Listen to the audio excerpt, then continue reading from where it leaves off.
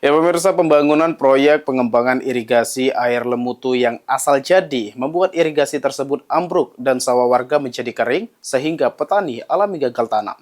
Kecil masuk keras yo dibagi. Pembangunan proyek pengembangan jaringan irigasi antara air Lemutu ambruk di sejumlah bagian. Diduga kondisi ini disebabkan karena pembangunan asal jadi sehingga puluhan hektar sawah di antaran Lumbuk Genting 1 Desa Tanjung Bulan, Kecamatan Tanjung Agung, Kabupaten Muara Enim kekeringan. Sawah tersebut milik 150 kakak yang menggantungkan hidup pada sawah padi.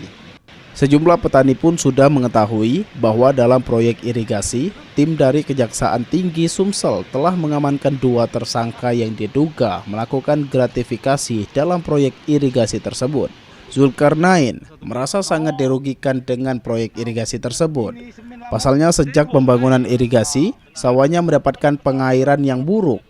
Setelah bangunan irigasi selesai, bukannya mendapatkan pasokan air, justru sejumlah bangunan roboh, air irigasi kembali ke sungai. Akibatnya sawah seluas 25 hektar khususnya di ataran Genting 1 gagal tanam. Warga pemilik sawah akan menuntut pihak proyek dan pemerintah Kabupaten Muara Enim. Harusnya di bulan Februari, usia batang padi sudah masuk 2 bulan, bahkan sekarang menanam bibit pun belum. Kerugian banyak dialami petani karena proyek yang tidak sesuai. Sawah di sini 25 hektar, jadi rakyat di sini menuntut ini. Gagal panen kami ini caknya nih, gagal panen kami. Inilah Ini 2 bulanan. 2 bulanan, keluar ya. Tuh gawen ini dari itu, berapa persen itu? Ada 50%. Meski pelaku yang merugikan dana APBD sudah diamankan kejaksaan, namun kerugian warga sebagai pemilik sawah belum ada yang bertanggung jawab, sedangkan ratusan kakak menggantungkan mata pencarian pada lahan sawah mereka.